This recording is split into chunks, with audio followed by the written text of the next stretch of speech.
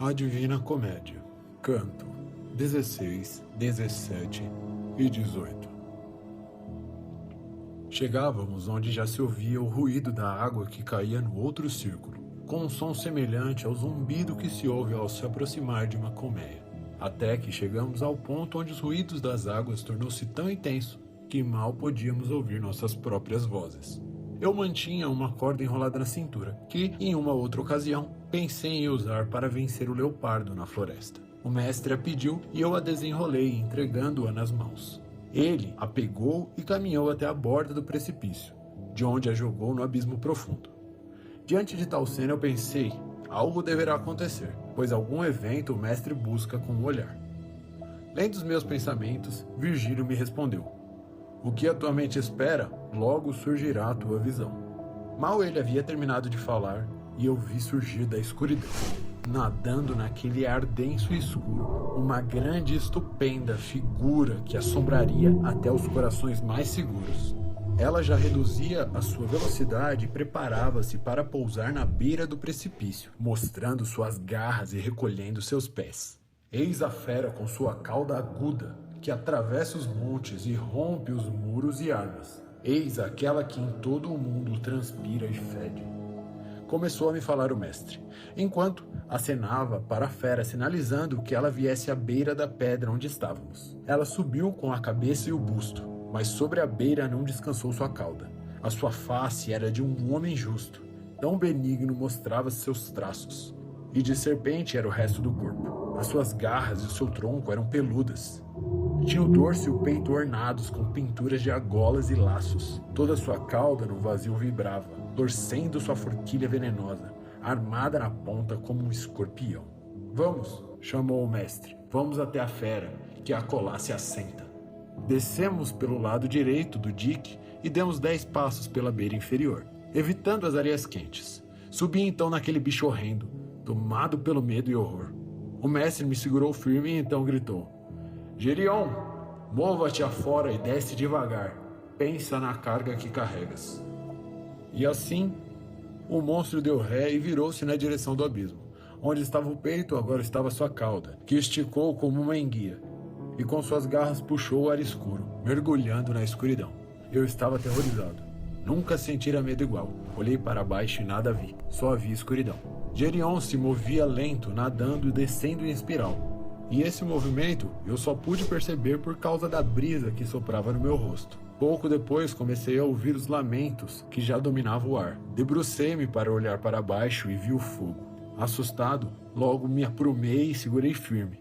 Depois de 100 voltas, Gerion finalmente pousou, nos deixando no fundo, ao pé do grande penhasco. Assim que descemos de sua garupa, ele sumiu, esvaindo-se na escuridão.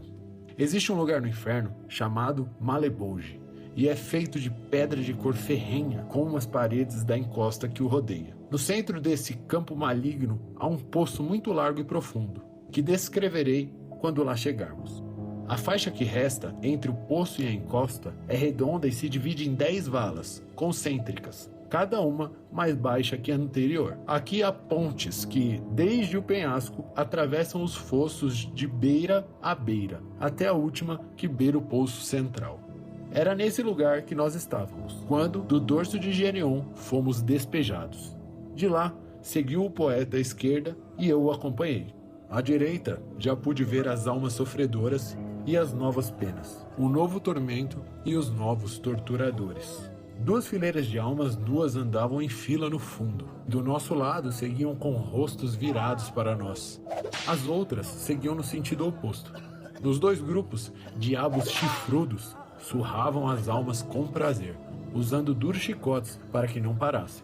Elas gritavam de dor, tropeçavam, mas não ousavam reduzir o seu passo. Eu voltei a seguir meu mestre até uma ponte de pedra sob a qual havia um vão por onde passavam os açoitados. Lá, o mestre me mostrou outros condenados que caminhavam pelo vale em sentido contrário aos rufiões, que antes não víamos o rosto.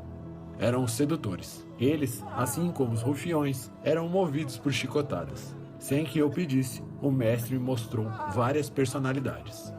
Vê aquele que vem, imponente, que não solta uma lágrima sequer de dor? É Jazão, condenado por ter seduzido a jovem Isfile de Lemos. e depois tê-la abandonado. Ele a seduziu e depois a deixou, sozinha, com uma criança para criar. Tal pecado é punido com esta pena. E assim, também, Medeia tem aqui a sua vingança. Tendo atravessado a ponte que unia a primeira beira à segunda, seguimos até a ponte seguinte.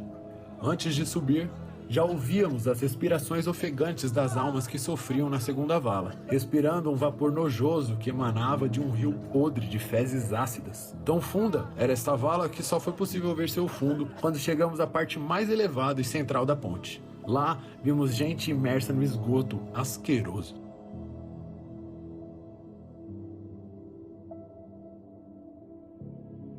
Personagens e símbolos do canto 16, 17 e 18. Gerion, na mitologia clássica, o rei da Espanha, vivia na Eritreia, onde foi morto por Hércules. Se assemelhava a um ancião, mas, quando visto com atenção, sua forma real e terrível se tornava evidente. Outros poetas normalmente o retratavam como uma criatura de 3 corpos e 3 cabeças, que representavam as ilhas de Majorca, Minorca e Ivica. Dante a representa como uma criatura de 3 naturezas: cabeça de homem, tronco e garras de fera, corpo e cauda de serpente. O rosto da pessoa boa e honesta, que esconde sua verdadeira natureza terrível, qualifica Gerion como a personalidade da fraude, que é punida nos círculos restantes. Malebolge, bolsas ou valas malditas. O 8º círculo do inferno é dividido em 10 valas, ou bolsas circulares. Dentro de cada vala é punida uma modalidade de fraude.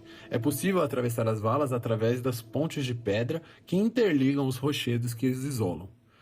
As beiras de cada vala são mais baixas no interior do círculo do que no exterior, pois cada vala está num plano mais baixo que o outro. Depois da 10ª vala, há mais um rochedo e em seguida há um grande fosso que revela o 9º e último círculo.